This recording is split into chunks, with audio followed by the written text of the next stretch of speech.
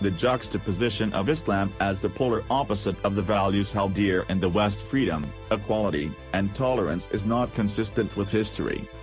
The Muslim question is one strand that unites the new wave of intolerance on both sides of the Atlantic. Brexit, Trumpism, and the resurgence of the far right in Europe are enterprises built on fear. Fear of the Muslim migrant or refugee, flooding into Western cities and towns and changing their way of life. Fear of the Muslim terrorist, with grand designs of bringing down the West by 1,000 cuts.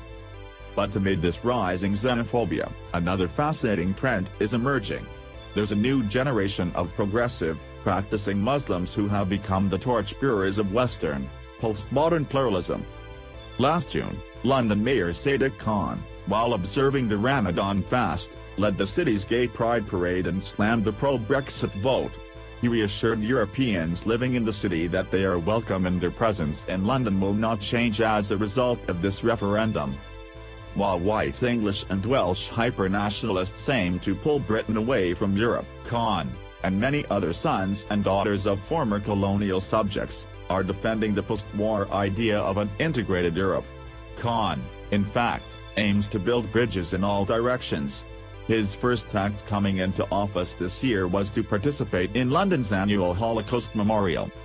Something quite similar is brewing in my home of New York.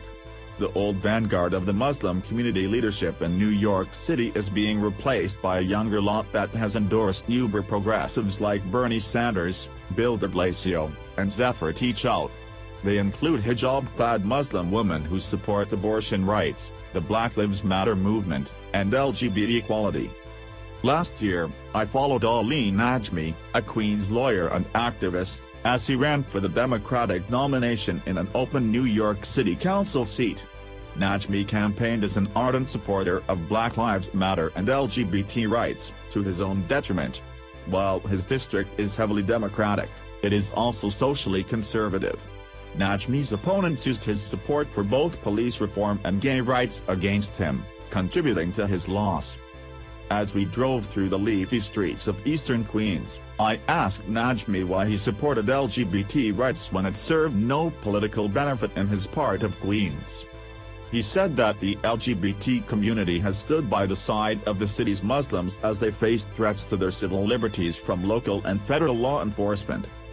Najmi listed Daniel Drum, a gay man and city councilman from the heavily Muslim and South Asian Jackson Heights, as one of the most vocal defenders of New York's Muslims. He recalled Drum holding a sign that proclaimed, "I am a Muslim, too," at a protest against the McCarthyite hearings held by Congressman Peter King on Muslim radicalization in 2011.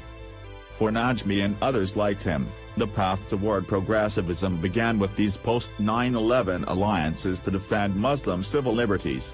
And it has since evolved into a broader struggle for equal rights for all. Read the full story on Medium.